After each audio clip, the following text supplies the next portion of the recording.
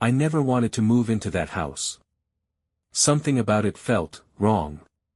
It stood at the end of a narrow road, tucked away behind a mess of overgrown trees. The siding was warped, the windows were clouded with grime, and the porch sagged under its own weight. No one had lived there for years, but somehow, it didn't feel empty. It felt like it was waiting. At first, I tried to ignore the feeling. My wife, Sarah, loved the house. She said it had character. It just needs a little work, she insisted. So, we moved in, unpacked our lives, and tried to settle. But from the very first night, the house let me know it wasn't happy we were there. It started with small things. A creaking floorboard when no one was walking. A cold draft in the hallway even when all the windows were shut. The sound of whispering, so soft I could almost convince myself it was my imagination. Almost. Then it got worse. Doors slammed on their own.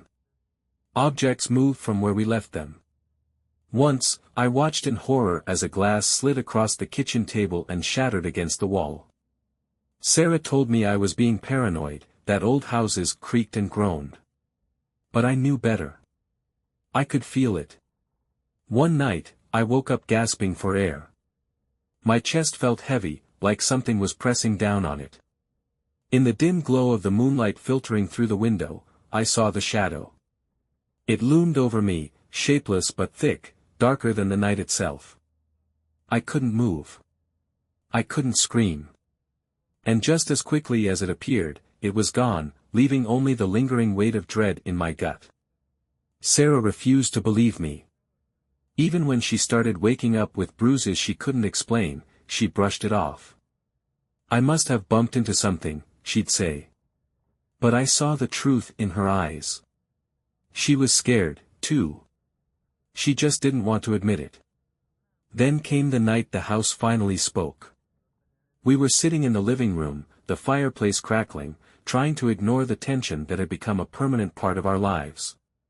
And then, clear as day, a voice rasped from the hallway. "Get out." Sarah froze, her face draining of color. I turned my head slowly, my skin crawling with fear. The hallway was empty, but I knew, I knew, we were being watched. Without a word, I grabbed Sarah's hand and pulled her to the front door. We didn't stop to pack, didn't even grab our coats. We ran.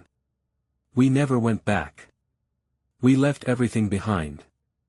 I don't know who or what was in that house, but I know one thing for certain, it didn't want us there. And we weren't about to stay and find out why. Even now, sometimes, I dream of that house. I see its dark windows, the warped porch, the shadows shifting inside. And in those dreams, I hear the whispering. Still waiting. But the house wasn't abandoned for long. A few months after we left, I heard about two men who had moved in. They were handymen, planning to renovate the place and sell it. They laughed at the stories, dismissed the warnings, and swore ghosts weren't real. That was before the first night. One of them, Mark, called his brother in a panic. He swore he saw something in the mirror, something watching him. The next morning, his tools were missing, only to be found in the basement, arranged in a perfect circle. His partner, James, tried to brush it off. Until he woke up outside, on the front lawn, with no memory of how he got there. The house wasn't just angry, it was hungry. They lasted 3 nights. On the 4th, a neighbor reported seeing the men running from the house, barefoot and wild-eyed, screaming that something was inside with them. They didn't bother to lock the door. They didn't even take their truck. They just vanished into the night. No one knows where they went. The truck remained parked in the driveway for weeks before someone finally towed it away. The house stands empty once more, silent and brooding, waiting for its next victims. And sometimes, in the dead of night, people still hear the whispering. But the story didn't end there. 2 women, Lisa and Mariah, were driving past the house on the night the men fled. They saw them, 2 figures, wide-eyed and frantic, sprinting down the road, their faces twisted in terror. Lisa slowed the car, but before she could call out to them, they disappeared into the darkness. Curious and unsettled, the women decided to investigate. They parked at the end of the driveway, their headlights illuminating the decaying front porch. The house stood still, eerily silent, as if it had exhaled after scaring away its latest prey. Mariah hesitated. "We shouldn't be here." Lisa, always the braver one, stepped out of the car. "Just a quick look. If something feels off, we leave." They approached cautiously, peering into the windows. Inside, everything looked frozen in time, tools scattered, a half-eaten meal left on the table, an overturned chair. It was as if the men had been interrupted mid-action. Then, the front door creaked open on its own. Mariah grabbed Lisa's arm. "No. Nope. We're leaving." But Lisa, her curiosity outweighing her fear, stepped inside. The air was thick and stale, pressing against her like unseen hands. Shadows pooled unnaturally in the corners, stretching toward her. A sudden bang echoed from upstairs. Mariah screamed and bolted back to the car, but Lisa remained frozen, her eyes wide with shock. The whispering had begun again. Only this time, it wasn't just a single voice. It was a chorus. "Stay with us." Lisa's body jerked forward, as if pulled by invisible strings. Mariah, watching from the car, screamed her name, but Lisa didn't turn back. The door slammed shut, shaking the house to its foundation. Mariah never saw her friend again. The next morning, the house stood silent, unchanged, waiting. Still waiting. Mariah never spoke of that night, not to the police, not to Lisa's family, not even to herself in the quiet of her mind. She had done all she could, called the authorities, given her statement, but no one believed her. Lisa had simply gone missing, they said. Maybe she ran away. Maybe she got lost in the woods. Maybe she didn't want to be found. Mariah knew better. Months passed. The house remained empty, but it was never quiet. The whispers never ceased. And Lisa was still inside. It was nearly a year later when Jenna and Ava, two urban explorers with a taste for the supernatural, heard about the house. They had been driving through town on a road trip, looking for abandoned places to film for their YouTube channel. When a local gas station clerk told them about the house at the end of the road, their curiosity flared. "No one's lived there for years," the clerk said, his eyes shifting nervously. "Not really, anyway. Some tried. Didn't last. People go missing." Jenna grinned. Perfect.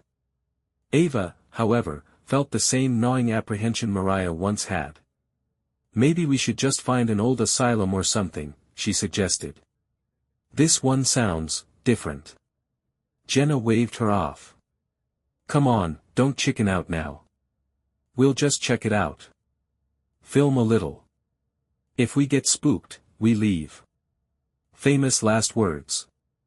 That night, under the pale glow of the moon, they parked their car near the driveway and set up their cameras.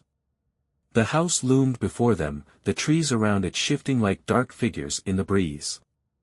The moment they stepped out of the car, the air grew thick, heavy with something unseen. Ava hesitated. "Jenna, I don't like this." Jenna adjusted the camera mounted on her shoulder. "That's what makes it fun." The two women approached cautiously, stepping onto the rotting porch. The wood creaked beneath them, the sound swallowed by the weight of silence. Then, just as before, the front door creaked open on its own. Ava sucked in a sharp breath. "Did you?"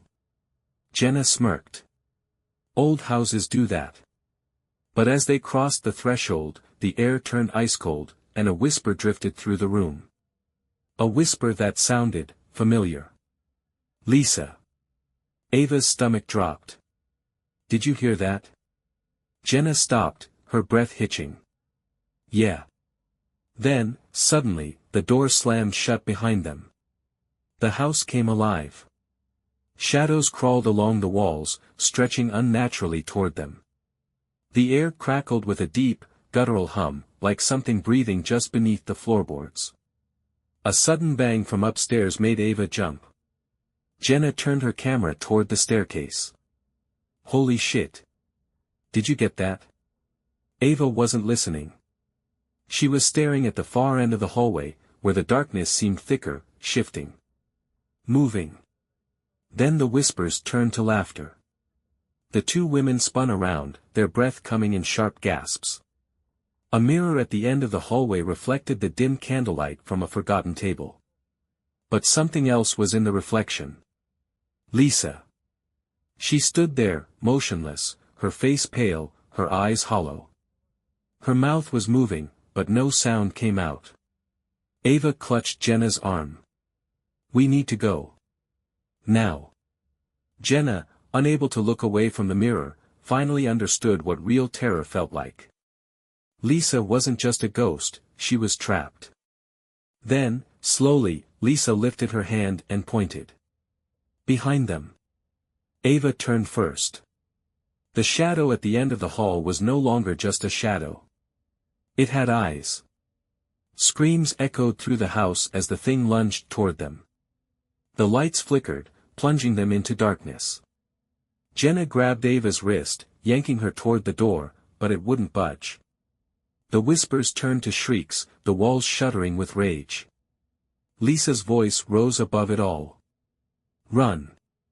With one final desperate shove, Ava threw her body against the door. It burst open, and the two women tumbled out onto the porch, gasping. The house roared behind them, the windows shattering outward as if something inside was trying to escape. They didn't stop running until they reached the car. Jenna fumbled with the keys, her hands shaking. The engine roared to life, and she hit the gas, peeling out of the driveway as fast as she could. In the rearview mirror, the house stood silent once more, its dark windows empty. But just before the road curved, Ava saw something standing at the edge of the property. Lisa. Watching. Waiting. And behind her, something else. Still hungry. They never spoke about what happened. The footage? Deleted. The house? Avoided. But sometimes, late at night, Ava swore she could still hear the whispers. A voice calling from just beyond the veil of sleep.